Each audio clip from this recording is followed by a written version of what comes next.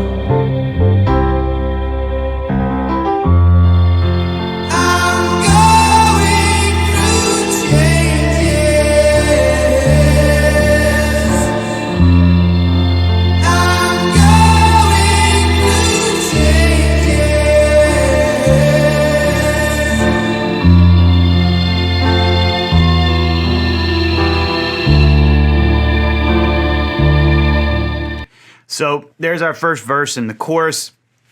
Boy, what a powerful song too, right? And Oz's voice is so good on this. I really like sometimes, I love Ozzy Osbourne, but I really do like sometimes when he slows things down, and he's a little more melodic as he is in this song. Sounds so great. And I'm not sure what the sound is. It sounds like synthesizers maybe in the background creating that haunting noise.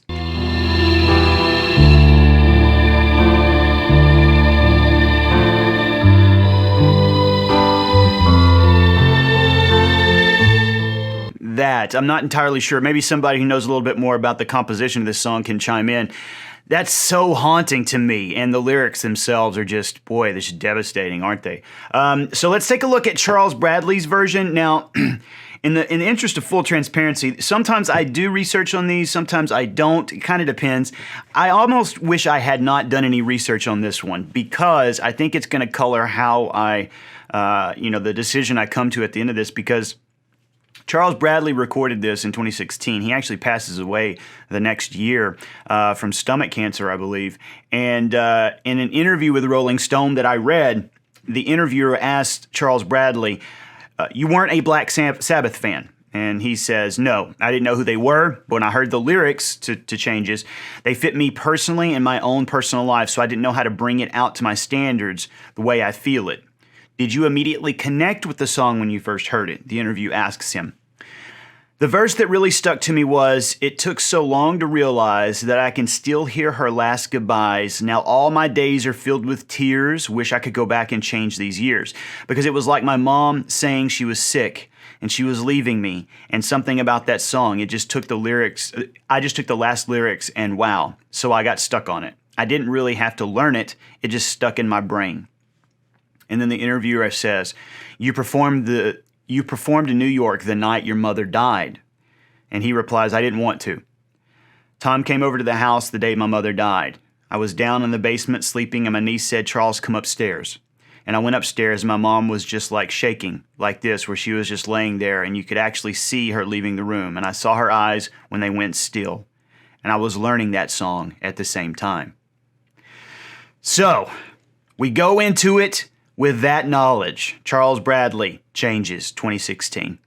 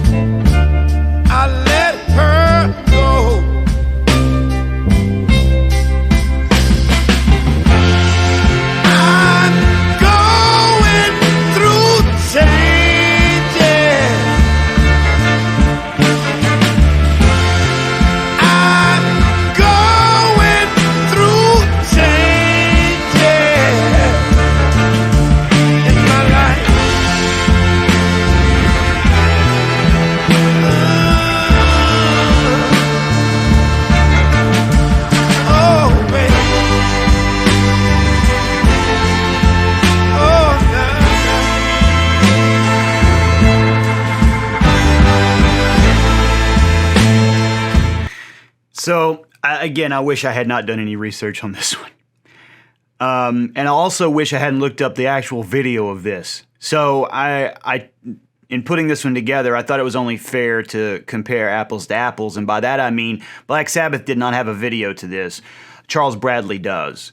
And just to let you know, if you've not seen it, I'll link to it right up here. If you've not seen it, it's essentially Charles staring directly into the camera and weeping as this song plays over his silent footage of him weeping. That's the music video. It's devastating. And I think part of the power of this, and I love artistic transference like this, the power of this is that, through his voice, and because he's kind of an R&B soul guy, he used to do a lot of impersonations of James Brown and stuff. Because of that, I feel like it gives it a much more personal feeling than Black Sabbath. And I don't know why, because I do love Oz's voice in this.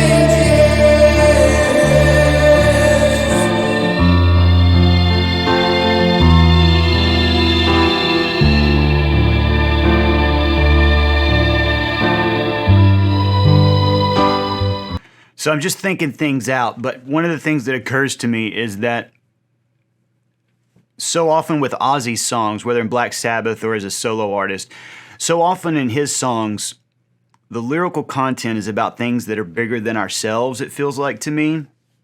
You know, I'm thinking of things like NIB and Crazy or Crazy Train and Sweet Leaf and like all of these, they feel like Lovecraftian is the best way to put it without the horror. So there's something bigger than ourselves. And his voice always gives me that feeling, you know, that what he's singing about is something that's massive and cosmic in scale. Bradley's doesn't feel like that. Bradley's feels like I'm in the room with this man and he's pouring his heart out to me.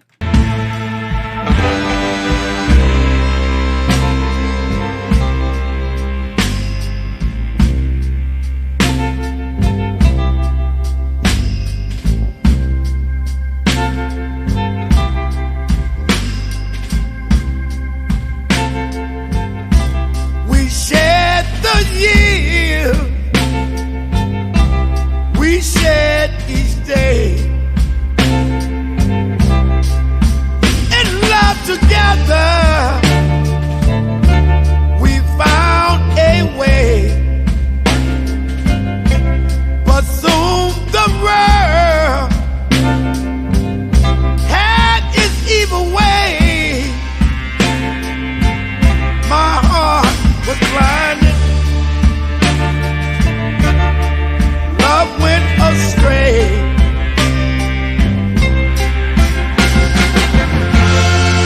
I'm going through changes. I'm going through changes. Oh, in my life.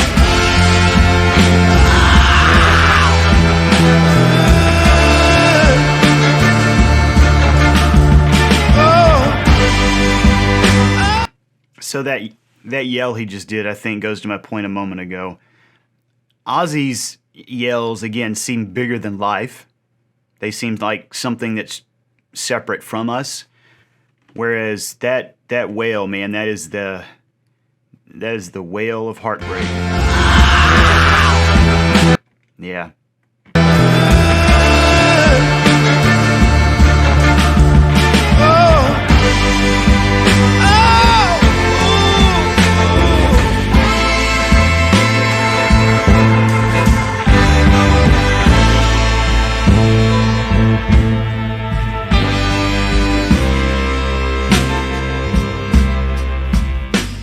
And there's something about the brass in that song, too. Something about the brass section that's just tugging at the heartstrings in a way that Black Sabbath isn't. Black Sabbath fans, don't come at me. I love me some Black Sabbath. Absolutely love Tony Iommi. I love Oz. I love Geezer. I love them all.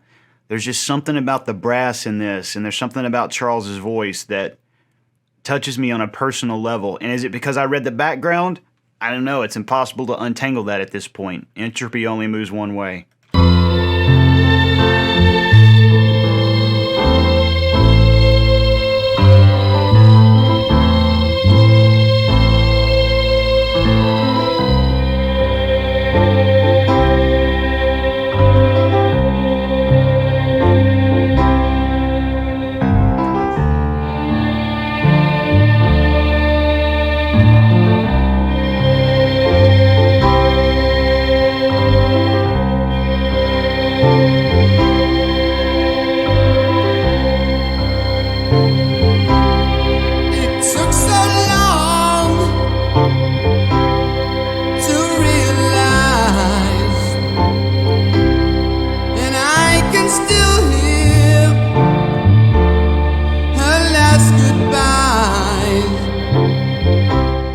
God, Oz's voice is great though, isn't it? That vibrato in his voice there. Goodness gracious. Now all my days are filled with tears. Wish I could go back and change these years. I'm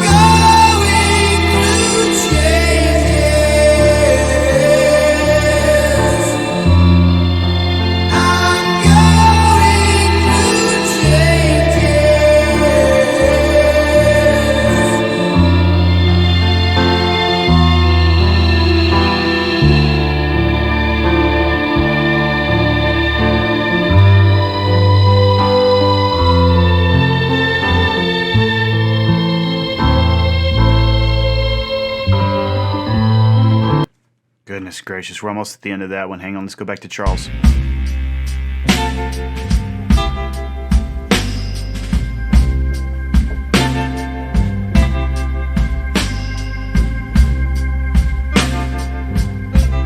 It took so long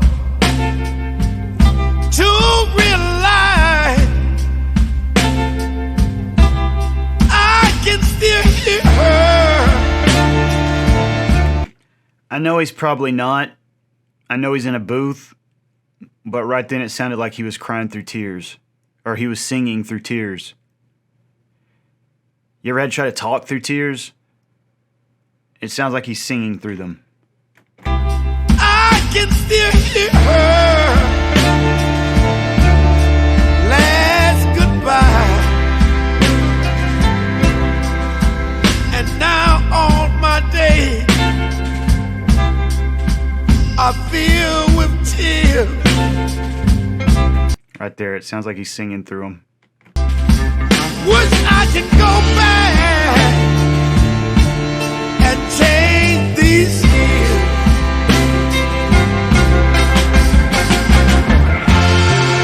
I'm going through changes. I'm going through changes.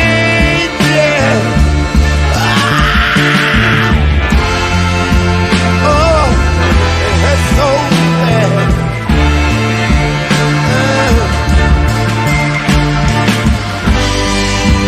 In my life, it's gotta be a change.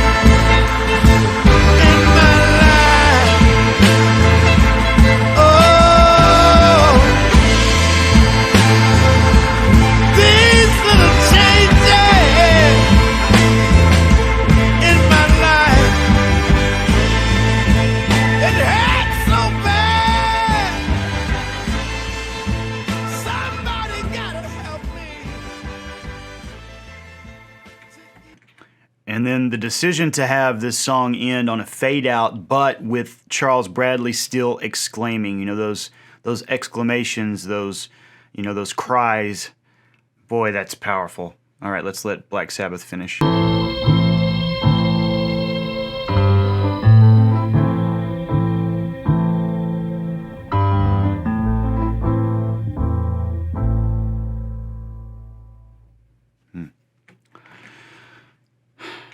So like I said, I wish I hadn't done any damn research on this, and I sure wish I hadn't seen Charles Bradley's video, but I made the mistake of doing that, so we are where we are. We can't turn back time, but I do feel like, as I said in the middle of this, I do feel like Charles Bradley's is far more emotional to me because it feels like he is genuinely telling you about something that has happened to him.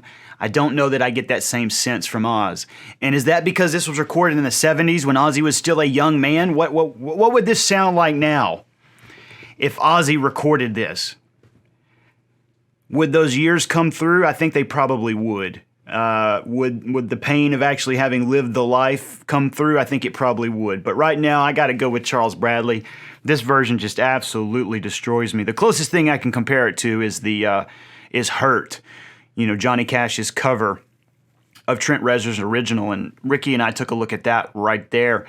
That was the same way for me because listening to Trent sing that song, Hurt, it sounded like the complaints of a youthful man, which it really was. And then when Johnny Cash sings it, it just takes on this whole other dimension that was not there previously.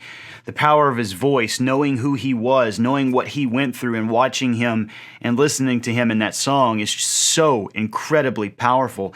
And I almost feel the exact same way now about Charles Bradley's version of Changes.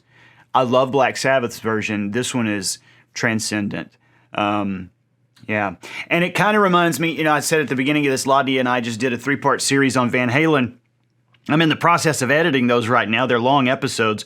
And, I walk Lottie through the history of Van Halen all the way up to Eddie's death and subsequently Wolfgang recording Distance and dedicating it to his father, because I feel like you can't end that story, the story of Eddie Van Halen, without talking about his passing and then how it affected all of us. And this song is the closest, with Charles singing it, this is the closest to distance I've heard. It feels like that. It feels like an open wound. An open wound that won't heal. Well, this was a somber one. Not going to apologize for it because that's what music is all about, right? Sometimes we want to hear Poison, Ain't Nothing But a Good Time. We want to hear something like that. And then other times, other times Charles Bradley is called for. And I think during the holidays, a lot of us are missing those of us who are no longer with us. We're being reflective. It's a good time to do it. So, thanks to Brooke and Mark for recommending this one. I'm so glad that we did it. I hope you enjoyed it. If you did, give me a thumbs up. Please leave me some comments. What do you think about this matchup? What do you think about these songs? How do they affect you? Let me know. Make sure you keep the comments nice, otherwise I just ditch them. Make sure you subscribe to the channel, check out some of our other content, and take care of yourselves, folks. We'll see you soon.